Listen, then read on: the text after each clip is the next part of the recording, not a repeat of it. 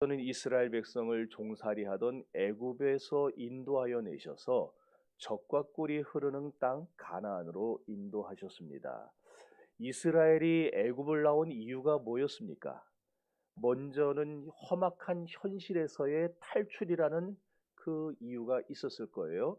출애굽기 1장에 보면 요셉과 이스라엘 민족에게 호의적이던 왕조가 무너졌어요. 그리고 새로운 왕조가 들어섰습니다. 불행히도 이 새 왕조는 이스라엘에게 상당히 적대적이었습니다.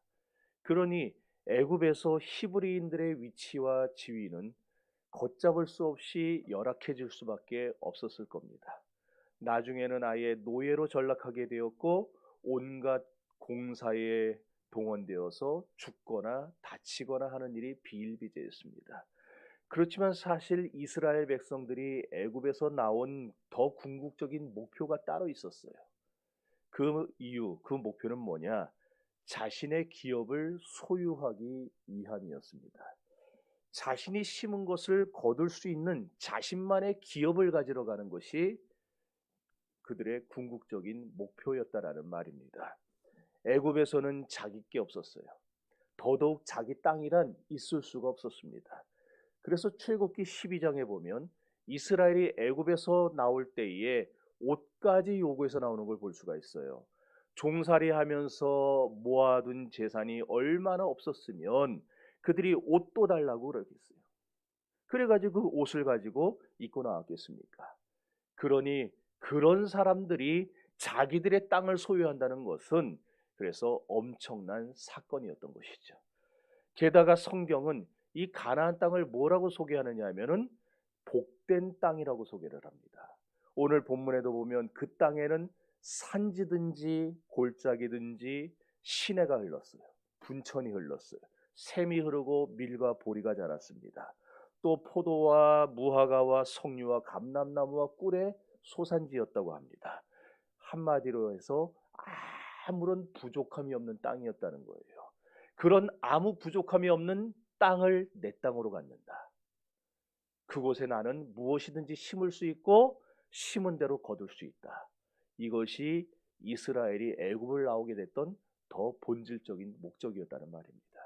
이렇게 아무런 부족함이 없는 땅이었기에 복된 땅이었고 그 복된 땅에서 자기 것을 심고 거둘 수 있었기에 가나안은 반드시 가야만 했고 또 갈 소망이 있었던 곳입니다.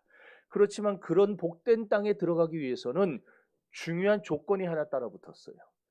하지만 애굽을 나왔던 출애굽 1세대는 이 조건에 실패하고 말죠. 그래서 결과적으로 보면은 그들은 그 복된 땅에 들어가지를 못하고 광야에서 죽고 맙니다. 그럼 도대체 그들에게 주어졌던 그 조건이라는 게 뭐냐?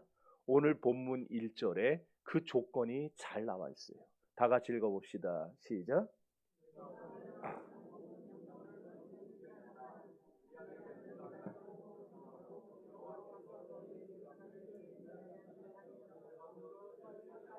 아멘.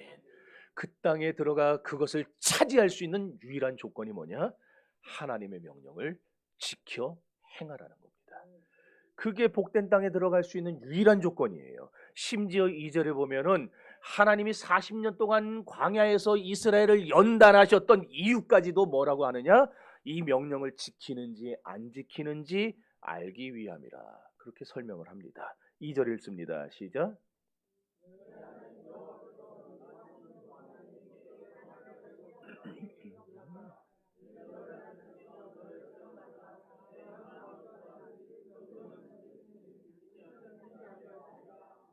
아멘. 그렇습니다. 적과 꿀이 흐르는 가나안 땅, 무엇이든지 심으면 거둘 수 있는 이런 복된 땅에 들어가는 조건은 다른 게 아니었어요.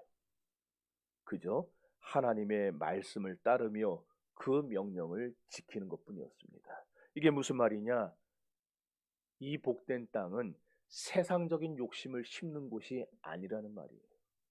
우리의 개인적인 야망을 심는 것도 아니라는 말입니다. 이 복된 땅은 뭘 심는 곳이냐? 하나님의 말씀을 심는 곳이라는 겁니다. 왜냐하면 이 땅은 오직 하나님이 통치하시는 땅이요 하나님께서 주시는 것들로 말미암아 결실되는 그런 약속의 땅이기 때문에 그렇습니다. 그러나 우리가 잘 아는 대로 이스라엘 출애굽 1세대는 이 명령을 따르지를 못해요. 그들은 이걸 지키기가 너무너무 어려웠던 것 같아요. 더 큰 문제는 오늘 우리들입니다. 오늘날 현대 그리스도인들에게도 이 문제는 상당히 어려운 문제입니다. 하나님의 말씀을 지켜라, 하나님의 말씀대로 따라라, 하나님의 말씀에 순종하라, 모르는 그리스도인이 어디 있겠습니까? 예수 믿은 지 1년만 지나면은 귀에 못이 박히도록 듣는데, 그러나 그 말씀 그대로 순종하고 따르는 사람들은 참으로 드문 세상입니다. 신명기 1장에 가보면은 당시 이스라엘 백성들이 어째서 실패했는가, 또 어떻게 실패하는가, 그 과정이 잘 나와요. 여러분도 다 아시는 내용일 겁니다. 그래도 짤막하게 소개를 드리면, 이스라엘 백성들이 가데스 바네아에 이르렀을 때에 백성들이 모세를 찾아나와 제안을 하나 합니다. 가나안이 진짜 젖과 꿀이 흐르는 땅이 맞는지 아닌지 정탐꾼을 보내서 확인 좀 해보자는 거예요. 뭐 그럴 수 있죠, 충분히. 이 잘못 가면 안 되니까 가가지고 진짜인지 아닌지 확인 좀 해보자는 겁니다. 그래서 모세가 그들의 제안을 받아들여서 각 지파에서 한 명씩, 12지파니까 12명의 정탐꾼을 뽑아요. 그래서 그들을 보냈더니 이들이 40일간 정탐하고 돌아와서 보고한 내용 여러분도 다 아시는 겁니다. 그들이 말하기를 이구동성으로 말합니다. 진짜 그 땅은 젖과 꿀이 흐르는 땅이 맞더이다 그랬어요. 진짜라는 거예요, 진짜. 그런데 문제는 그 뒤에 일어났습니다. 정탐꾼들이 계속해서 말합니다. 그런데 우리가 막상 가서 보니까 그 땅은 아모리 족속이 차지하고 있어요. 그 땅은 아낙 자손이 차지하고 있어요. 그런데 그 사람들의 키가 엄청나게 큽니다. 체격도 우리와는 비교가 안 될 정도로 장대합니다. 그 성은 어마어마합니다. 무기는 우리가 생전 듣도 보도 못한 신식 무기를 가지고 있습니다. 한마디로 말해서 뭐입니까? 싸워봐야 잽도 안 된다는 거예요. 그러니까 모든 백성들이 그 말을 듣고는 원망하고 실망하고 절망합니다. 그때 모세가 그들에게 이런 말을 합니다. 신명기 1장 29절에서 31절 시작.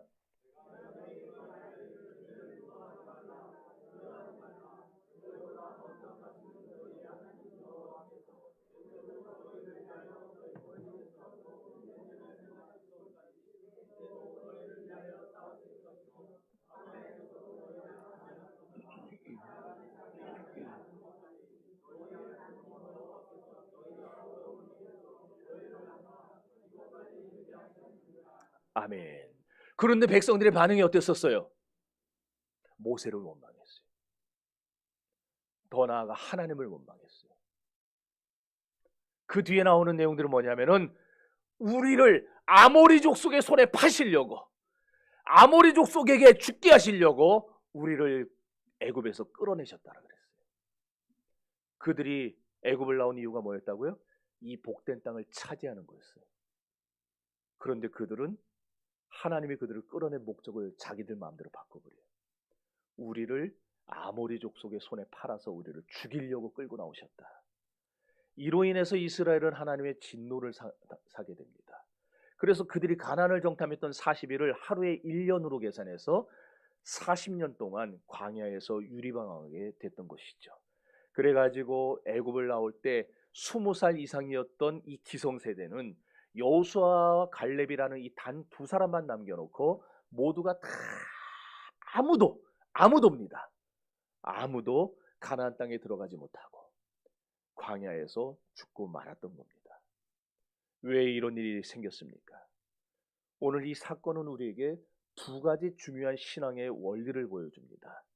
첫 번째 원리는 출애굽은 하나님이 홀로 우리에게 베푸신 은혜요, 홀로 이루신 은혜입니다. 그렇습니다.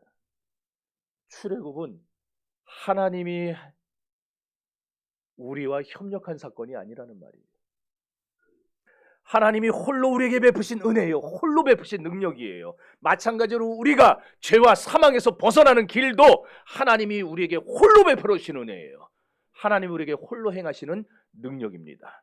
그래서 우리가 영적인 출애굽, 다시 말해서 죄와 사망의 자리에서 벗어나서 구원에 이르는 데 있어서, 구원을 받는 데 있어서 우리의 협조를 요구하시는가? 안 해요.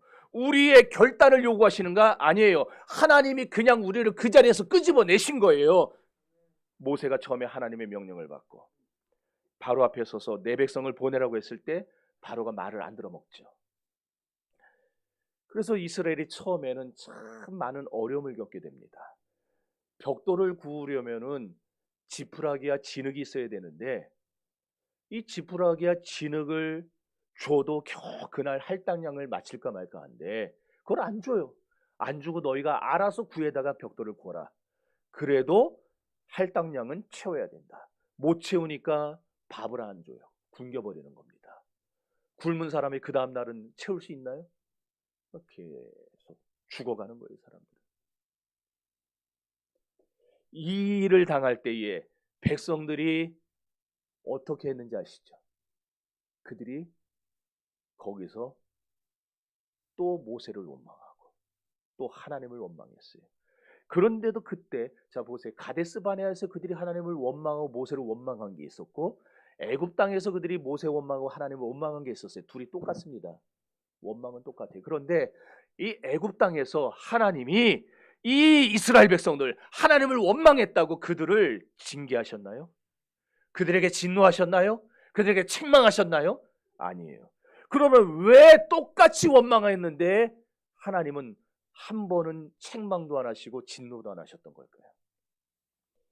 자기 백성을 그 자리에서 끄집어내는 일은 백성들의 협력을 요구하는 사건이 아니라 오로지 하나님께서 우리에게 하나님의 능력으로 주님의 권세로 주님이 홀로 이루어 주시는 사건이기 때문에 주님은 그들을 책망하지 않으셨던 거예요. 그 다음에 두 번째 원리가 나옵니다. 구원받은 우리가 하나님의 백성답게 사느냐 아니냐의 문제가 따라 나와요. 이 문제는 하나님이 아니라 우리가 책임져야 되는 문제입니다. 그러니까 우리의 싸움이라는 얘기예요. 우리의 책임이기 때문에 전적으로 우리가 감당해야 하는 겁니다. 하나님의 말씀을 따라야 할 것이냐 따르지 않을 것이냐 이게 우리의 선택이고 우리의 결정이에요. 우리가 져야 하는 우리의 십자가입니다. 하나님은 이스라엘을 애굽에서 끄집어내셨어요. 이건 계속 말하지만 하나님의 전적인 하나님이 하시는 일입니다. 그렇게 하신 거예요. 그런 다음에는 이제 우리의 책임이라는 겁니다. 우리에게 주시겠다고 약속하신 그 땅을 차지하는 일은 우리가 반응을 보이고 우리가 감당해야 될 일이라는 것이죠. 그래서 가데스 바네아에 이르러서 정탐꾼을 보내고 가나안을 탐지하게 하고 이 가나안에 들어가라고 했는데 가나안에 들어가기를 거절한 거역한 이스라엘에게 하나님은 진노하셨던 겁니다. 왜? 이번에는 우리 편에서 감당해야 될 문제였기 때문에. 그래서 하나님이 그들에게 진노하사 출애굽 1세대가 가나안에 들어가지 못했던 것이에요. 여러분, 이 문제가 우리의 신앙 현실과 오늘 저와 여러분이 세상을 살아가고 있는 오늘날의 신앙과 너무나도 일맥상통하다는 것을 염두에 두셔야 됩니다.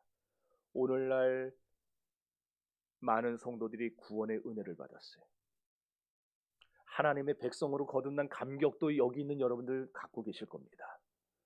그렇지만 아직도 많은 분들이 가나안에 들어가지 않은 것과 같은 그와 방불한 삶을 살고 있다는 겁니다. 가나안에 들어가서 우리가 씨를 뿌리고 거기서 거둬야 되는데 아직까지도 광야에서 그냥 만나나 먹고 메추라기나 먹고 반석에서 물이 터지는 그런 기적이나 경험하고 그런 것들에 물들어가지고 아직까지도 가나안에 들어가기를 주저하는 성도들이 있다는 거예요. 우리는 가나안에 들어가야 됩니다. 그것이 우리를 애굽에서 끌고 나온 목적이기 때문에. 그 땅은 젖과 꿀이 흐르는 땅입니다. 심은 대로 거두는 땅입니다. 그러나 그 땅에 들어가는 자는 오직 하나님의 말씀을 지키는 자만 들어갑니다. 그래서 가나안에서는 하나님의 말씀만이 유일한 원칙이고 유일한 질서고 유일한 표준이 됩니다. 왜냐하면 그곳은 말씀이신 하나님이 통치하는 나라이기 때문에. 그러나 문제는 많은 사람들이 출애굽 1세대처럼 이 땅에 들어가기를 거절합니다. 출애굽 1세대가 두려움 때문에 그 땅에 못 들어갔다면 오늘날 우리 세대가 가나안에 못 들어가는 이유는 하나님의 뜻, 하나님의 말씀보다 내 욕심을 앞세우기 때문에 그렇습니다. 내가 하고 싶은 게 너무 많아요. 내가 원하는 게 너무 많아요. 나는 이것도 하고 싶고 저것도 갖고 싶고 이것도 하고 싶은데 가나안에 들어가면 그걸 못하게 되는 거예요. 하나님의 말씀대로만 살아야 되니까. 하나님이 내게 원하시는 삶을 살아가야 되니까. 그래서 우리 스스로가 가난에 들어가기를 거절합니다. 세상의 소원을 버리지 못해요. 그럴 때 무슨 문제가 생기느냐? 여호수아 5장에 보면은 여호수아가 가나안에 들어와서 유월절이라는 걸 지키게 됩니다. 여호수아 5장 10절에서 12절 말씀 다시 읽어봅니다. 시작.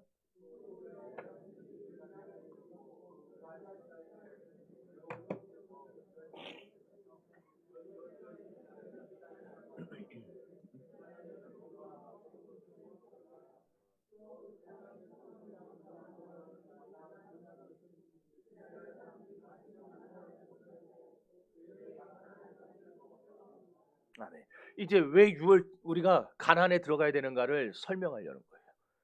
여기 유월절을 지키는 문제에 있어서 꼭 필요한 두 가지 음식에 대한 내용이 나왔죠.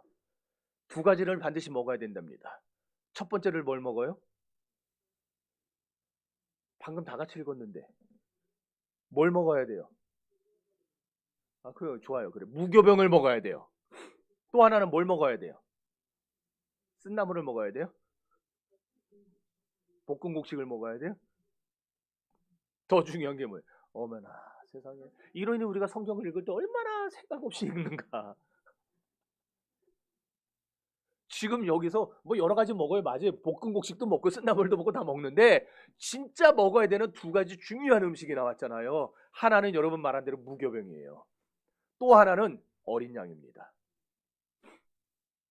어린 양과 무교병을 먹되 쓴나물과 볶음국식과 함께 먹으라 그런 것이지.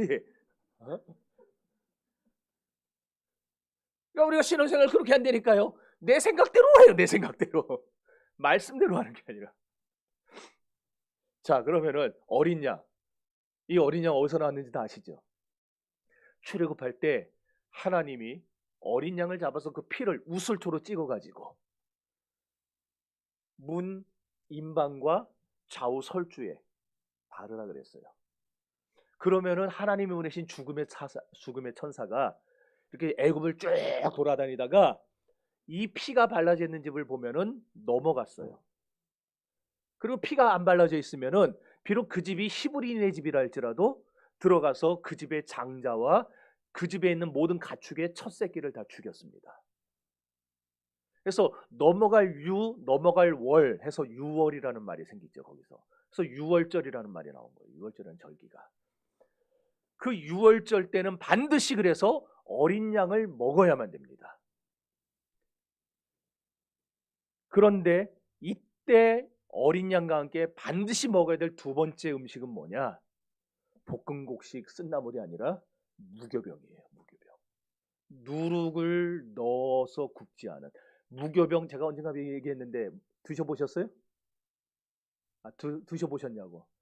한번 언젠가 제가 성찬식 할 때 이거 말고 진짜 무교병 갖다가 한번 드려보려고. 맛 징그럽게 없어요. 입에 넣어가지고 넘겨야 되는데 하도 맛이 없어서 넘기질 못해요. 그 무교병을 먹으라는 거예요. 자, 이게 무슨 말이냐 이제 설명합시다. 어린 양은 생각해 보세요. 지 발이 달려 있어요. 그러니까 쥐가 돌아다니다가 풀 뜯어먹고 시간이 지나면 자라요. 그럼 또 새끼도 낳고 어디든지 끌고 다녀요. 광야로 가도 끌고 갈 수 있고 산으로 가도 끌고 갈 수 있고. 그렇죠? 그러니까 어린 양은 어디서든지 구할 수 있어요. 왜 이스라엘이 출애굽을 하기 전에 그 유월절을 지켰고 출애굽을 해서 그들이 여리고 평지에 와서 유월절을 지켰는데 그 이후에 40년 동안 유월절을 못 지켰는가?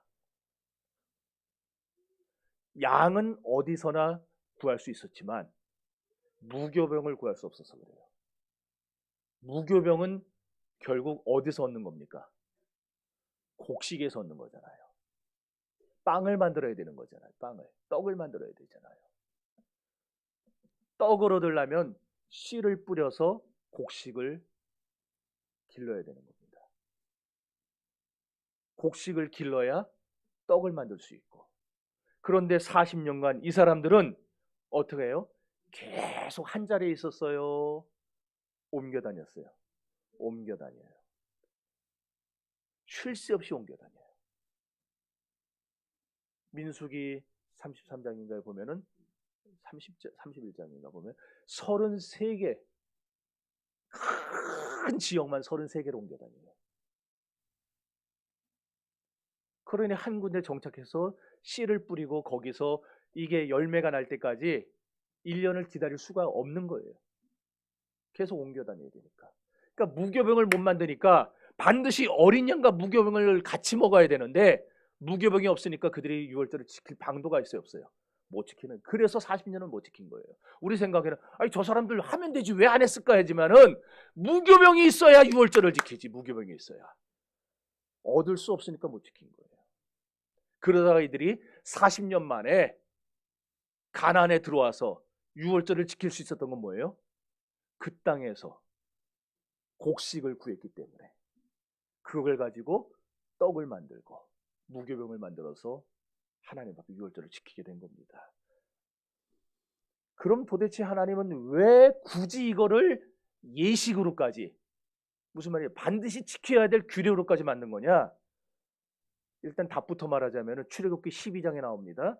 하나님께서 이스라엘이 애굽에서 종되었다가 그 땅에서 하나님이 젖과 꿀이 흐르는 가나안 땅으로 이스라엘을 끄집어내신 거, 인도하신 걸 기념하기 위해서 유월절을 지키라 하신 거예요. 그럼 이때 먹는 어린 양은 뭘 상징하고 이때 먹는 무교병은 뭘 상징하는가? 여러분 다 아는 바입니다. 어린 양은 우리 죄를 대속하고 나를 위해 대신 십자가에서 죽어주신 예수 그리스도를 상징합니다. 그래서 저와 여러분은 우리를 대신에 십자가에 달려 죽으신 어린 양 예수로 말미암아 우리의 죄와 사망의 자리에서 벗어났을 뿐 아니라 사단의 노예라는 자리, 멸망의 자리에서 벗어나게 된 거예요. 그리고는 마침내 하나님이 약속하신 우리의 땅, 우리의 가나안 땅을 상속받게 된 겁니다. 그러므로 순전히 하나님의 은혜와 인도로 애굽을 나오고 이 가나안 땅을 상속받게 된 우리는 반드시 예식을 지켜야만 하는 겁니다. 과거에 구약에 살았던 백성만 지키는 게 아니라 이 신약을 살아가는 우리들조차도 이 유월절의 의미를 날마다 되새기며 우리는 하나님 앞에서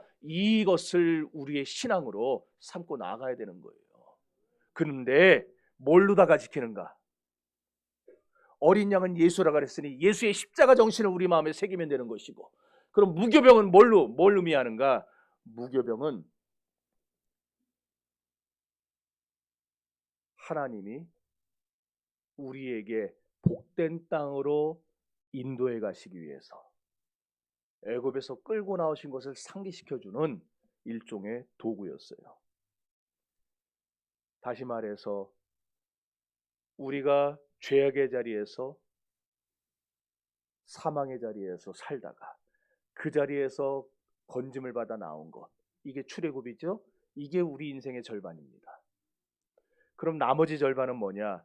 그렇게 인도함을 받아 하나님의 나라, 하나님의 백성, 그리스도 예수 안에 있는 신앙의 자리인 가나안에 들어가 우리가 거기서 심고 거두는 삶을 사는 것, 이것이 나머지 절반인데 이게 바로 무교병이 상징하는 겁니다. 그러므로 저와 여러분은 예수로 구원받았다면 이제 우리의 남은 인생은 무교병을 먹는 것 같은 삶을 살아야 된다는 거예요. 우리의 삶의 현실 속에서 날마다 심고 뿌리는, 그래서 그걸 가지고 우리의 삶의 열매로 우리의 생활 속에서 하나님을 높이고 하나님께 영광 돌리는 그런 인생을 살아야 한다는 겁니다. 그런데 오늘날 신자들에게 참으로 안타까운 것은 이 뒷부분이 잘 안 보여요. 오늘날 한국교회에 이 뒷부분이 강조되지를 않아요. 죄와 사망에서 건져주신 것은 참 감사하고 기뻐하는데 날마다 우리의 생활 속에서 무교병을 심고 그것을 거두는 삶은 얘기를 안 해요. 여러분이 아시는 대로 아까 읽었죠. 여호수아 5장에 보니까 이들이 가나안에 들어와서 무교병과 그 땅 소산을 먹은 그 다음날 만나가 그쳐요. 만나가 그쳤어요. 만나가 뭡니까? 광야 생활 중에서 하나님이 주셨던 기적의 음식 아닙니까? 그런데 그 기적의 음식이 아무리 많아도 그걸로 유월절 지켰어요? 40년 동안? 못 지켰어요. 아무리 기적이 많고 아무리 뭐 대단한 게 있어도 유월절은요 무교병으로만 지켜야 되기 때문에 못한 거예요. 아까도 얘기했죠. 이스라엘은 애굽에서 첫 번째 유월절을 지켰고 그 다음에 애굽에서 나와 이듬해에 시내산에서 시내 광야에서 유월절을 지켰어요. 그때까지는 곡식이 좀 남아 있었으니까. 그러다가 40년 동안 곡식을 얻을 수가 없어서 유월절을 지키지 못하고 여호수아 5장에 들어와서야 가나안에서 드디어 유월절을 지키게 된 겁니다. 왜 못 지켰는지는 말씀을 드렸죠, 몇 번씩이나. 무교병을 구할 수 없었으니까. 사실 어찌 보면은요, 광야길이라는 게 훨씬 더 많은 기적이 존재했던 곳이에요. 더 스펙타클했어요. 광야길에는요, 매일 만나가 있었어요. 메추라기가 있었어요. 하나님 배고파요, 고기 먹고 싶어요. 메추라기가 몰려왔고 막 만나가 떨어졌고, 그리고 불기둥과 구름기둥이 맨날 우리 눈앞에서 왔다 갔다 했어요. 그리고 심지어 목마르다 그런 반석에서 샘물이 솟아났어요. 우리는 결국 2번밖에 못 봤지만은 목이 40년 동안 2번만 말랐겠어요? 그러니까 반석의 샘물 사건은 수도 없이 있었을 거예요. 그들은 그런 기적을 계속 보면서 자란 거예요. 계속 보면서 40년을 지냈어요. 얼마나 더 스펙타클합니까? 그런데 그러다 보니까 오늘날 신자들 중에도 그런 광야 같은 삶을 좋아하는 사람들이 있어요. 계속 기적만 있으면 좋겠다. 계속 내 삶에 기적만 있으면 좋겠다. 착각하면 안 돼요. 불기둥과 구름기둥, 만나와 메추라기, 이런 반석에서의 물은요, 나를 가나안으로 보내기까지의 방편이지 그 자체가 내가 받을 보상도 아니고 내가 받을 내용도 아니에요. 그것들은 나를 가나안까지 인도하는, 거기까지가 자기 책임이 다 끝나는 거예요. 그러니 기적을 바라보며 예수 믿지 마세요. 매일매일 내 삶 속에 뭔가 기가 막히고 휘황찬란하고 대단한 것들이 일어나면 좋겠다, 그런 생각으로 예수 믿지 마세요. 이미 그것은 우리의 절반의 삶으로 지나갔어요. 여러분이 예수 믿고 구원받은 그것이 바로 그런 삶이에요. 그런데 이제부터는 앞으로 남은 반의 삶을 살아야 되는 겁니다. 심어야 됩니다. 그리고 거둬야 됩니다. 그런 삶을 살라고 하는 거예요. 오늘날까지 한국교회 교인들이 신앙생활할 때 대부분 이런 식으로 광야식 간증을 많이 했어요. 여러분 여기까지 이해되세요? 여러분 그러면 대단히 수준이 높은 분들이에요. 대한민국 1%에 듭니다. 이거 이해하면은. 이 강남에서 설교해도 이거 잘 못 알아먹어요. 강남 사람들도. 근데 여러분 대단합니다. 대단하네. 그 광야식 간증이라는 게 뭐냐? 하나님이 어떻게 내 삶 속에 들어와서 나를 불기둥 구름기둥 인도하셔가지고 나에게 어떤 기적을 베풀어 주셨는가? 내 그래서 내 그 죽을 것 같은 고통과 문제가 어떻게 해결됐는가? 이거 얘기하는 데만 우리의 모든 간증들이 다. 근데 그게 아니에요. 그게 잘못된 건 아닙니다. 그게 잘못된 건 아니에요. 나쁜 건 아니에요. 그러나 그것만으로는 참다운 신앙이라고 그러기엔 좀 부족해요. 좀 심하게 말하면 수준 미달이에요. 그런 기적들은 다시 말하자면 우리를 가나안으로 인도하는 방편들일 뿐이에요. 어디로? 하나님의 말씀을 유일하고도 최우선의 표준으로 삼는 그 가나안, 목표로 삼는 것, 내용으로 삼고 심고 거두는 곳으로 인도하는 방편. 따라서 우리에게 있어서 진짜 중요한 것은 애굽에서 나온 게 아닙니다. 이제 나와서 우리가 들어갈 땅이에요. 더 중요한 것은 우리가 들어가야 될 저 가나안 땅, 그 땅에 가기까지 우리에게 주어진 이 삶 속에서 우리가 최선을 다해서 우리를 공격해오는 자들과 싸우고 그들과 싸워가면서 매일매일 우리의 씨를 심고 뿌리는 것, 그리고 그 와중에 그걸 거둬서 하나님께 감사드리는 것, 이것이 우리에게 정작 중요한 거란 말이에요. 바울의 표현대로 바꾸면 이런 겁니다. 바울은 이걸 이렇게 말했어요. 에베소서 3장 17절 시작.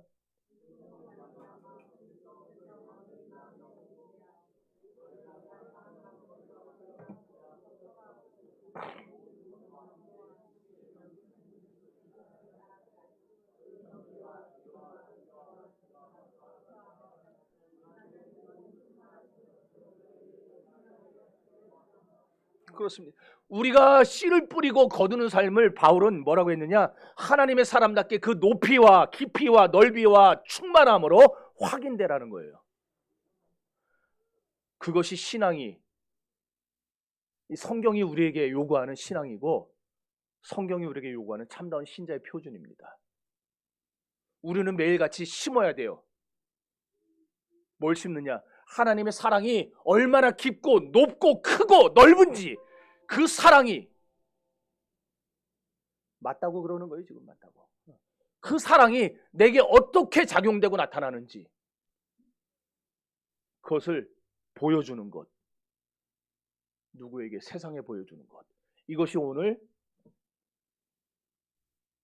영적 출애굽을 한 저와 여러분이 매일의 삶 속에서 심어야 될 것들입니다. 여기까지 나가야 되는 거예요. 그리스도인들은. 그런데 나가려고 하질 않아요. 들어가려고 하질 않아요. 두려워서 그런 사람도 있을 것이고 아니면 내 것을 포기해야 되는 것 때문에 싫어서 그럴 수도 있을 것이고 계속 수박 겉만 핥다가 끝나버려요. 신앙생활이. 죄와 사망의 자리에서 나온 게 끝이 아닙니다. 죄와 사망의 자리에서 나온 거 그거 감사한 일이지만 그게 다가 아니라는 거예요. 현대 신자들이 가지는 가장 큰 오해가 바로 그겁니다. 하나님의 초월적 간섭에 의한 결과만 보려고 해요. 이게 무슨 말이냐? 기적만 보려고 하는 거예요. 기적만. 그냥 내가 지금 문제가 있고 돈이 없고 그러면 그냥 어디선가 돈이 뚝 떨어지고 내가 죽을 병에 걸리면 죽을 병이 그냥 확 고침받고 이런 것들, 이런 기적들만 내 삶에 일어나기를 바라요. 근데 하나님이 진짜 우리에게 원하시는 삶은 그런 만나와 메추라기가 내리는 삶이 아니라 그건 끊어버려요. 하나님이 가나안에 들어가면. 그런 삶이 아니라 매일같이 뿌리고 심고 싸우고 그 가운데서 나를 하나님이 세상에 보내신 목적과 이유를 드러내고 하나님을 높이는 삶이에요. 그게 우리가 가야 될 방향이에요. 물론 신앙생활을 하는 데 있어서는 초월적인 은혜가 분명히 있어야 됩니다. 그래서 저도 체험을 얘기하고 기적을 얘기합니다. 그러나 그것이 목적이 돼서는 안 된다는 거예요. 여러분, 그리스도의 사랑이 가진 너비와 길이와 넓이와 높이를 깨달아 하시기를 바랍니다.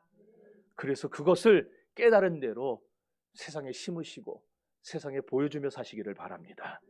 그래서 결국에는 어디까지 되느냐? 하나님이 충만하신 데까지 나도 충만하게 되는 것. 그런 사람을 만드시는 게 하나님의 목표입니다.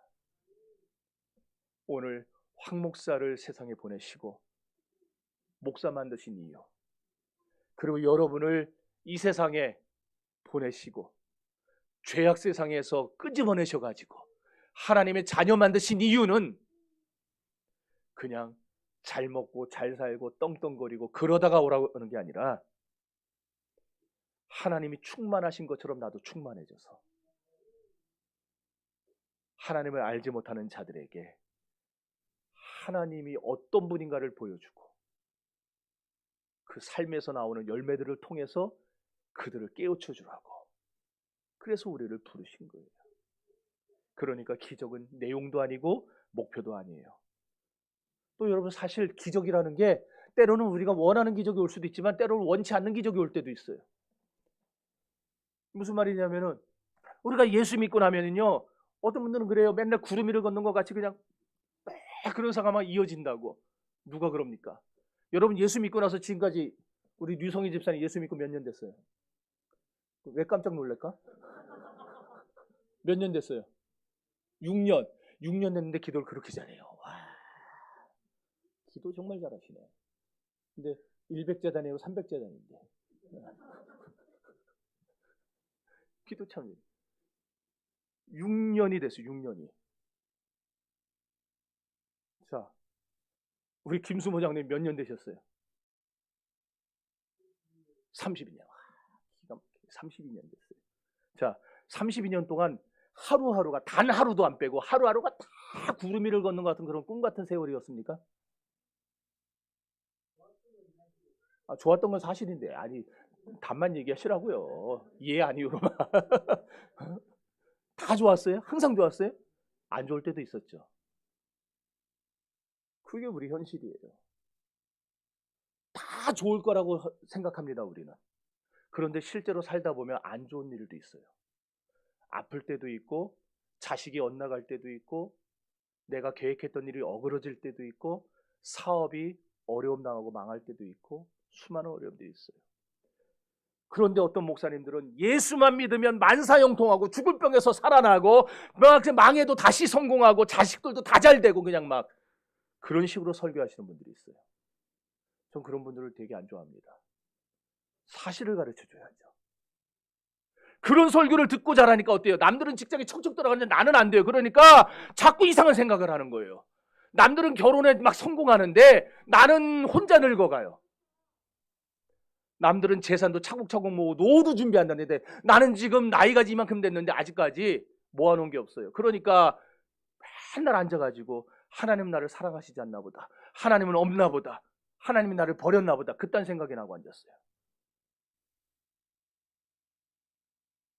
이게 목사들이 망쳐놓은 거예요. 그러니 하나님 보실 때 얼마나 속 터지겠습니까? 물론 예수 믿으면 복 받을 수 있어요. 그런데 그 복은 가장 중요한 복 이미 받았잖아요. 구원 받았잖아요. 우리. 그 다음은 우리의 생활이라니까요.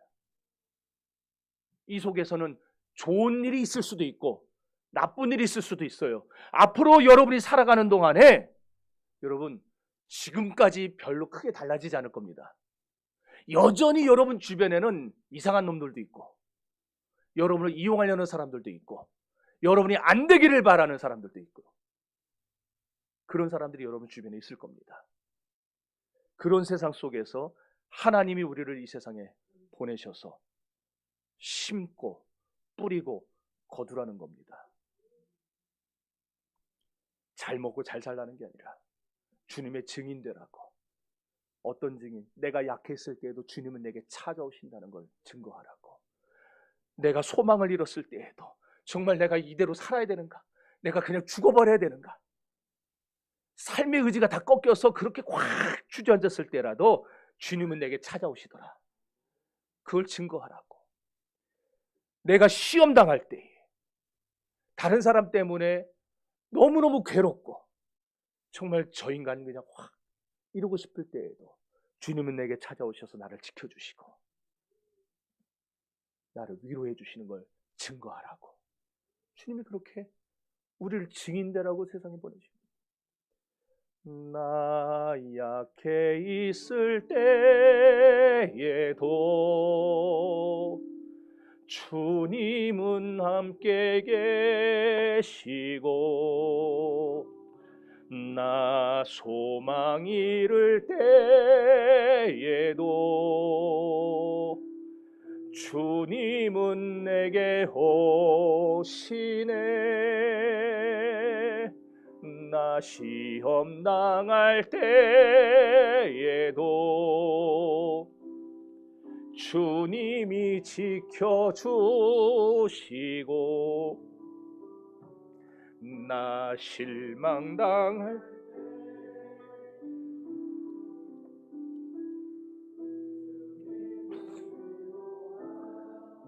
시네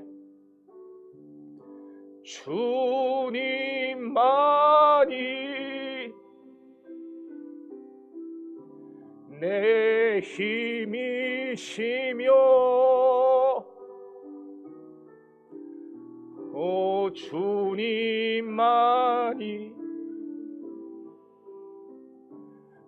날 도우시네. 오 나의 주님 아버지여 나의 주님 내 사랑이여. 여러분 솔직히 말씀드리겠습니다. 예수 믿어도 세상 사는 거 참 많이 힘듭니다. 직장인도 힘들 것이고 사업하는 분도 힘들 것이고요. 여러분 목사도 정말 우라지게 힘듭니다. 너무너무 힘듭니다. 목사하는 거. 하루에도 몇 번씩 저 그냥 목사 안 했으면 좋겠다는 생각합니다. 아까 이스라엘 백성들 한 말 기억나시죠? 하나님이 우리를 아모리족 속의 손에 넘겨서 죽이시려고 우리를 애굽에서 끌어내셨다. 그런 말이 튀어나올 정도로 그게 그들이 하고 싶어서 그랬겠어요. 그런 말이 그냥 튀어나올 정도로 힘드니까. 너무너무 힘들어요, 세상 사는 게. 그래서 굉장히 많은 신자들이 하는 1순위, 후회 1순위가 있대요. 그게 뭐냐? 좀 더 늦게 믿을 거예요. 좀 더 늦게. 내가 왜 괜히 일찍 예수 믿어가지고. 그건 아니에요. 여러분, 여호수아 1장에서 하나님은 여호수아에게 강하고 담대하라고 명령하시면서 하나님이 주시는 말씀을 지켜 행할 때 언약의 주인공이 될 것이라고 약속하셨습니다. 우리 인생은 결국 그 싸움이에요. 그 싸움. 죽기 5분 전에 예수 믿으면 고생 안 해서 좋게 하겠죠. 그런데 살아서 이 싸움을 하지 않았던 사람들은요, 주님 앞에 가서 내놓을 게 없어요. 너 세상에서 어떻게 살다 왔냐? 네, 주님, 저는요 죽기 5분 전에 예수 믿었어요. 내세울 게 없어요. 매일 말씀을 지켜 행하며 씨를 뿌리고 심고 거두는 싸움을 한 사람만, 그 사람에게 여호수아 1장 5절에 주신 약속이 뭡니까? 저 광야와 레바논에서부터 그리고 큰 강 유브라데와 해쪽 속과 또 온 땅과 해지는 저 대해까지 이 광대한 땅을 너에게 주겠다라는 거였어요. 여러분이 하나님의 축복 속에, 은혜 속에 살아가길 원한다면 이 싸움을 해야 되는 겁니다. 지금까지 왜 내게 이런 복과 은혜가 넘치지 못했는가? 자기를 돌아보셔야 돼요. 이제부터 우린 심어야 됩니다. 다시 말해 앞으로도 여러분은요 너무너무 힘든 생활의 현실 속에 여전히 살아가게 될 겁니다. 세상은 여전히 불의하고 악한 자들이 득세할 것이고, 그런 세상에서 정직하게 살면 하루아침에 거덜나고 망할 것처럼 보일 겁니다. 손 전사님 어디 계세요?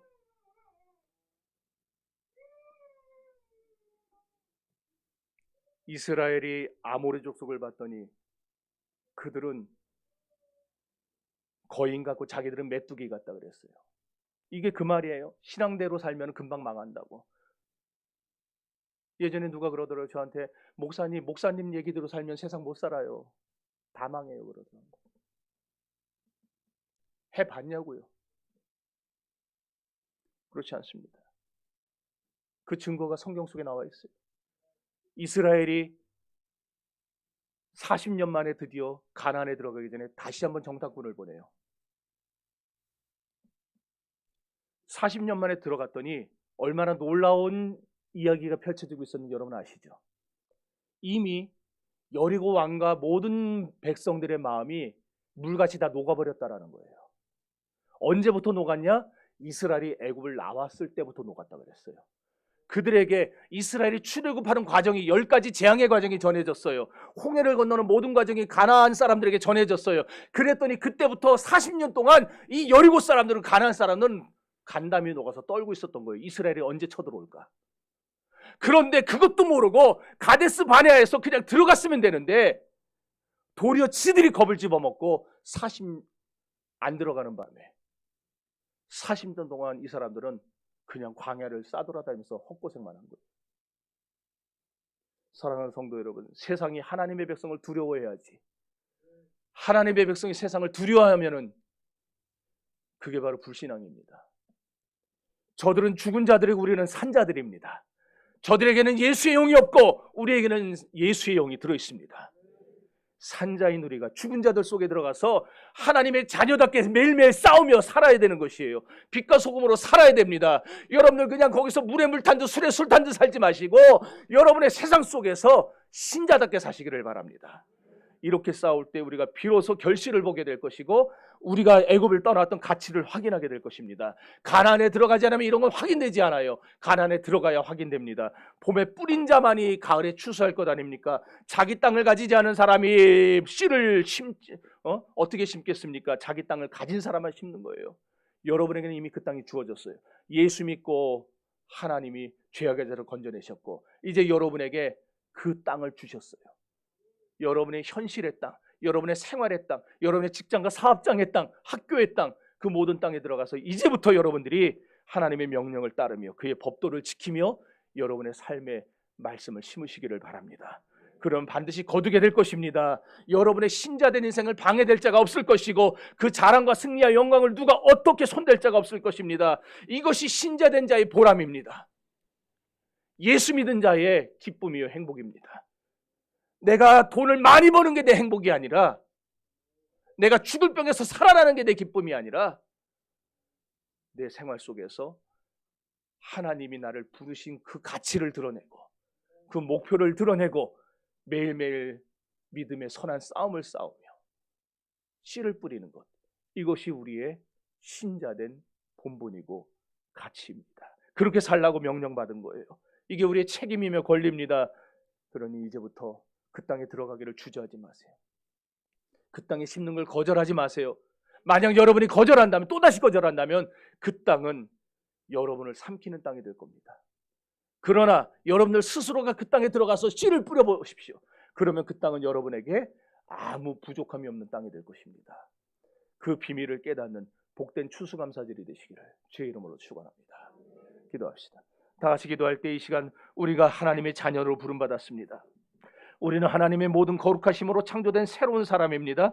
그래서 우리에게는 영생이 있고 생명이 있습니다. 진리와 거룩과 의와 영광이 있습니다. 그럼에도 불구하고 우리가 이런 삶을 살지 못하는 것은 불신앙 탓입니다. 하나님의 사람으로 세상을 두려워할 것이 없음을 다시 한번 확인하게 해달라고, 하루하루 가나안 땅의 축복을 누리는 승리와 자랑과 결실이 있게 해달라고, 오늘 하루도 심으며 살게 해달라고, 우리 다 같이 주여 삼창하고 동성기도합시다.